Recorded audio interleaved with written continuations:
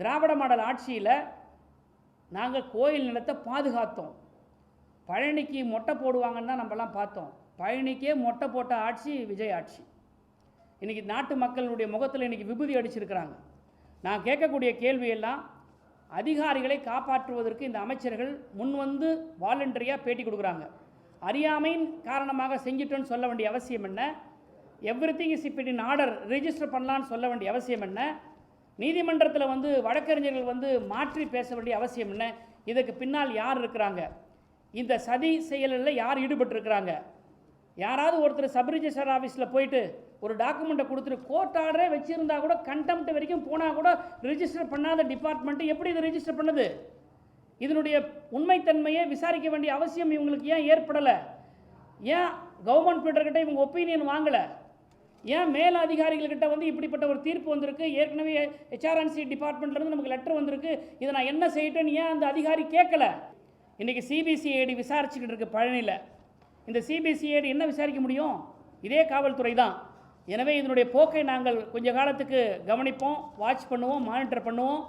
இதில் விசாரணை சரியாக நடைபெறவில்லை என்று சொன்னால் திராவிட முன்னேற்ற கழகம் இது குறித்து நீதிமன்றத்துக்கு செல்வதற்கு தயங்காது. எனவே அமைச்சர் பெருமக்கள் எல்லாம் வாயடக்கம் தேவை. நாகரிகமாக பத்திரிகையாளர் முன்பு சந்திக்க வேண்டும். இருக்கின்ற பிரச்சனைகளை எடுத்து சொல்ல வேண்டும். மக்களுக்கு விளக்கத்தை கொடுக்க வேண்டும். எது செய்தாலும் திராவிட முன்னேற்ற கழகம் என்று எங்கள் மீது அவதூறை பரப்புவீர்களானால் நீங்கள் நாற்றம் அடிப்பீர்கள் என்பது மக்கள் நிச்சயமாக உங்கள் மீது குற்றம் சுமத்துவாங்க. ஆட்டை காணும்னு சொல்லி கம்ப்ளைண்ட் கொடுக்குறோம்.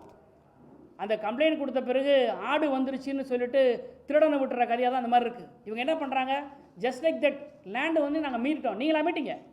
Court order மீட்டுச்சு. இந்த அப்பீல் ஏன் நீங்கள் டிலேவாக போனீங்க? இன்னும் சொல்ல போனால் ஹெச்ஆர்என்சி அப்பீல் போகுது, ரிஜிஸ்ட்ரேஷன் டிபார்ட்மெண்ட் அப்பீல் போல. ஹெச்ஆர்என்சி அதில் பார்ட்டியே இல்லை. ரிஜிஸ்ட்ரேஷன் டிபார்ட்மெண்ட் தான் ஃபஸ்ட்டு அப்பீல் போயிருக்கணும். என்ன இவங்க சொன்ன அந்த உத்தரவு இது தப்பு, நான் இது இம்ப்ளிமெண்ட் பண்ண முடியாதுன்னு சொல்லி ரிஜிஸ்ட்ரேஷன் டிபார்ட்மெண்ட் அப்பீல் போனோம். ஆனால் ஹெச்ஆர்என்சி போகுது. இதிலிருந்து எல்லாமே ஒரு முரண்பாடு இருக்குது. இது முறைகேடு இருக்குது. இதற்கு பின்னால் மிகப்பெரிய ஒரு சதி இருக்குது.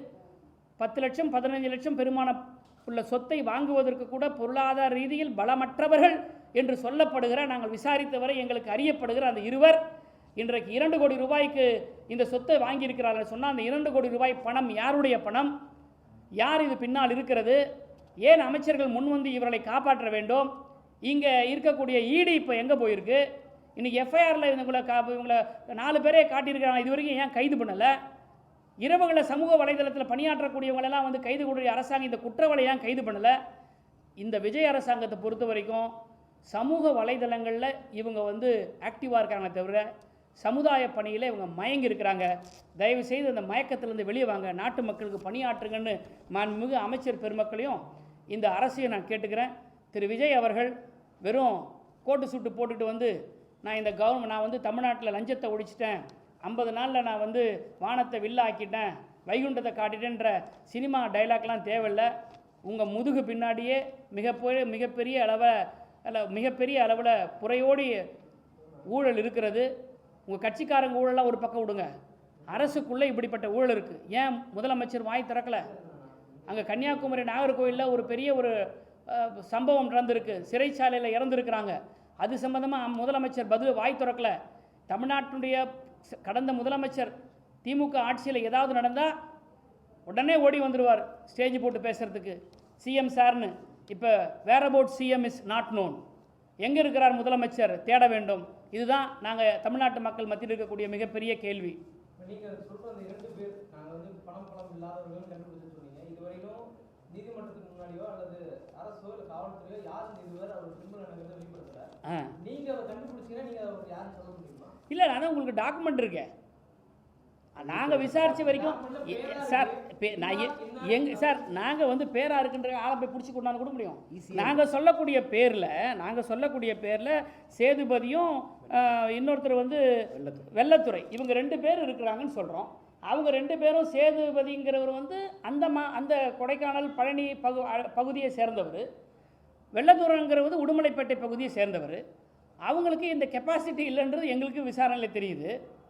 இந்த சேதுபதி லிட்டிகேஷன் ப்ராப்பர்ட்டியை ஹேண்டில் பண்ணுறவர் தான்ன்றது எங்களுக்கு தெரிய வந்திருக்குது. டாக்குமெண்ட்டு சப் ரிஜிஸ்டர் ஆஃபீஸில் இருக்கல, ஃபோட்டோ ஒட்டியிருப்பாங்களே, ஏன் ஃபோட்டோ இது வரையும் வெளியிடலை? 2 பேரும் பர்ச்சேசர். நீங்களும் நானும் போய் ப்ராப்பர்ட்டி வாங்கினோமா, என் ஃபோட்டோ ஓட்டணும், உங்கள் ஃபோட்டோ ஓட்டணும், சாட்சி கையெழுத்து ஃபோட்டோ ஓட்டணும். அந்த ஃபோட்டோ இப்போ அவைலபிளாக இருக்கா இல்லையா? On the table of the sub registrar, அரசனுடைய கோப்பில் இருக்குல்ல. ஏன் அதை வெளியிடலை இன்னும்? அப்போ இந்த ஆட்சி, இந்த அதிகாரம், இந்த அமைச்சரை மறைக்கிறாங்க இந்த குற்றவாளிகளை. அதுதான் நான் சொல்கிறேன். அதுதான் தெரியலையே யாருடைய பினாமி. அந்த பினாமி யார்? ஆளுந்தரப்பு சேர்ந்தவங்க இருக்கிறதுனால தான் அமைச்சர் முன் வந்து குற்றவாளிகளை வந்து காப்பாற்றுறாரு. அறியாமையினால செஞ்சன்ற வார்த்தை சொல்லலாமா முதல்ல ஒரு அமைச்சர்? இது தவறல்லவா? அப்போ அறியாமை செஞ்சிருந்த போது you are preventing them, you are protecting them தான் தெரியுது. அப்போ பினாமி யார் இருப்பா? ஆளுங்கட்சி இருக்கு. அப்போ ஆளுங்கட்சி இருக்கிறனால நீங்கள் காப்பாற்றுறீங்க.